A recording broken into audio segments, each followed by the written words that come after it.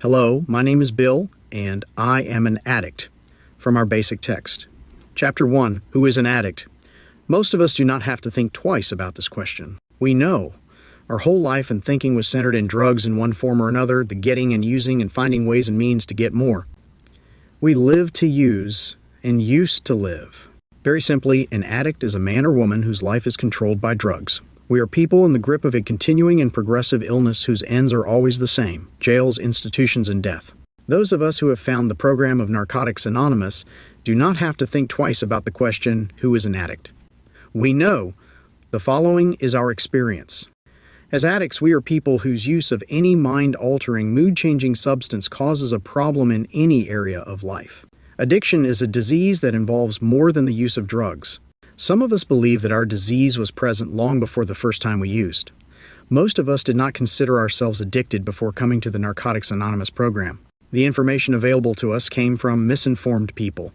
As long as we could stop using for a while, we thought we were all right. We looked at the stopping, not the using. As our addiction progressed, we thought of stopping less and less.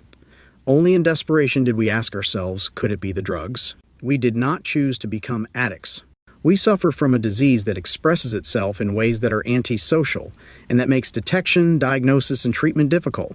Our disease isolated us from people, except when we were getting, using, and finding ways and means to get more. Hostile, resentful, self-centered, and self-seeking, we cut ourselves off from the outside world. Anything not completely familiar became alien and dangerous. Our world shrank and isolation became our life.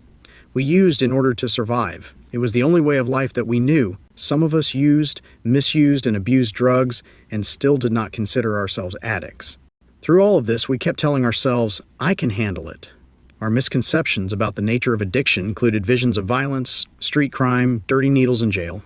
When our addiction was treated as a crime or moral deficiency, we became rebellious and were driven deeper into isolation. Some of the highs felt great, but eventually, the things that we had to do to continue using reflected desperation. We were caught in the grip of our disease.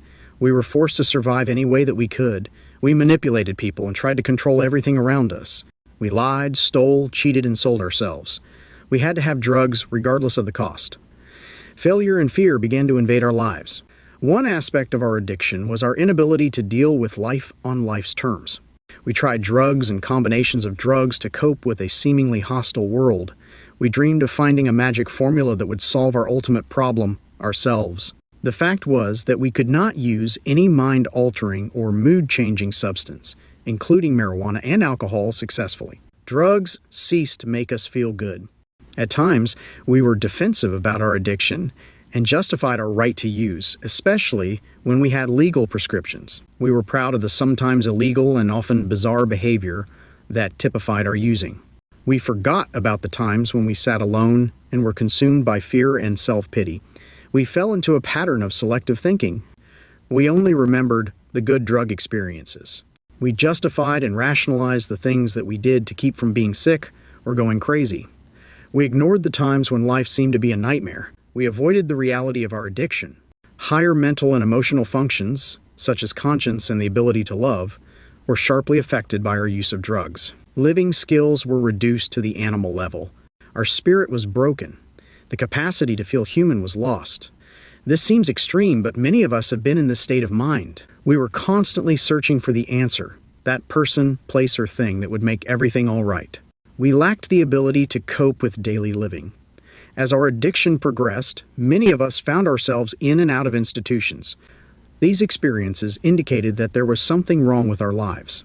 We wanted an easy way out. Some of us thought of suicide. Our attempts were usually feeble and only helped to contribute to our feelings of worthlessness. We were trapped in the illusion of what if only, and just one more time. When we did seek help, we were only looking for the absence of pain. We had regained good physical health many times, only to lose it by using again. Our track record shows that it is impossible for us to use successfully. No matter how well we may appear to be in control, using drugs always brings us to our knees. Like other incurable diseases, addiction can be arrested. We agree that there is nothing shameful about being an addict, provided we accept our dilemma honestly and take positive action. We are willing to admit, without reservation, that we are allergic to drugs. Common sense tells us that it would be insane to go back to the source of our allergy. Our experience indicates that medicine cannot cure our illness. Although physical and mental tolerance play a role, many drugs require no extended period of use to trigger allergic reactions. Our reaction to drugs is what makes us addicts, not how much we use. Many of us did not think that we had a problem with drugs until the drugs ran out. Even when others told us that we had a problem, we were convinced that we were right and the world was wrong. We used this belief to justify our self-destructive behavior.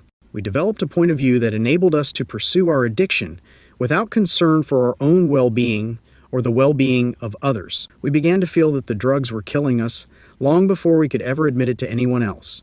We noticed that if we tried to stop using, we couldn't.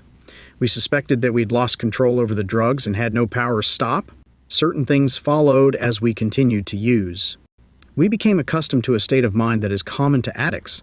We forgot what it was like before we started using. We forgot about social graces. We acquired strange habits and mannerisms.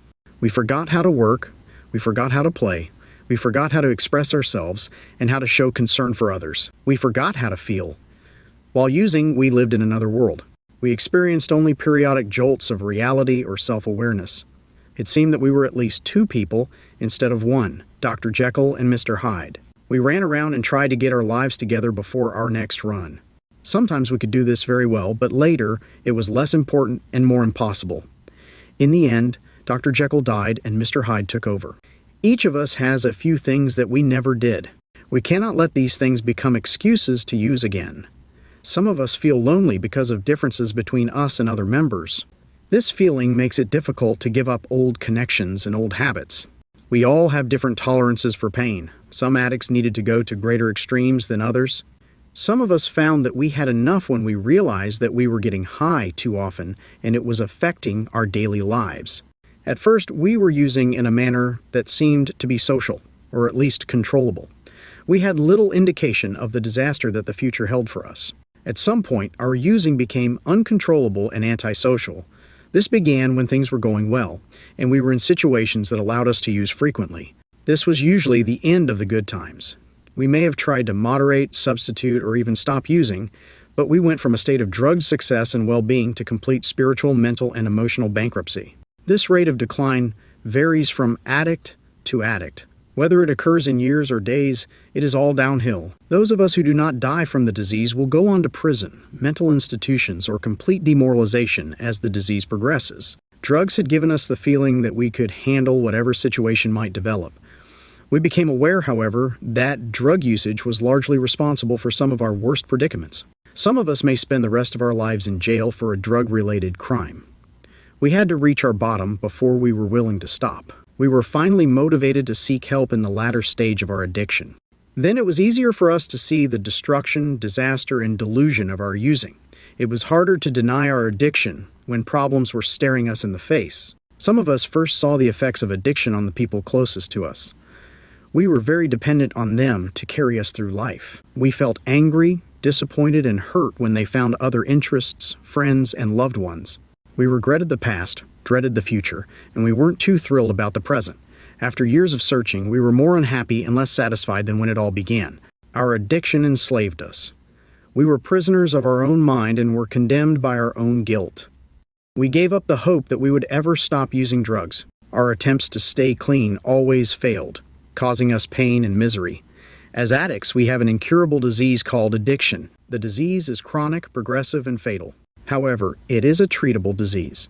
We feel that each individual has to answer the question, am I an addict? How we got the disease is of no immediate importance to us. We are concerned with recovery. We begin to treat our addiction by not using. Many of us sought answers but failed to find any workable solution until we found each other. Once we identify ourselves as addicts, help becomes possible. We can see a little of ourselves in every addict and see a little of them in us. This insight lets us help one another. Our future seemed hopeless until we found clean addicts who were willing to share with us. Denial of our addiction kept us sick, but our honest admission of addiction enabled us to stop using. The people of Narcotics Anonymous told us that they were recovering addicts who had learned to live without drugs. If they could do it, so could we. The only alternatives to recovery are jails, institutions, dereliction, and death. Unfortunately, our disease makes us deny our addiction. If you are an addict, you can find a new way of life through the NA program. We have become very grateful in the course of our recovery. Through abstinence and through working the 12 steps of Narcotics Anonymous, our lives have become useful. We realize that we are never cured and that we carry the disease within us for the rest of our lives. We have a disease, but we do recover. Each day we are given another chance. We are convinced that there is only one way for us to live, and that is the NA way.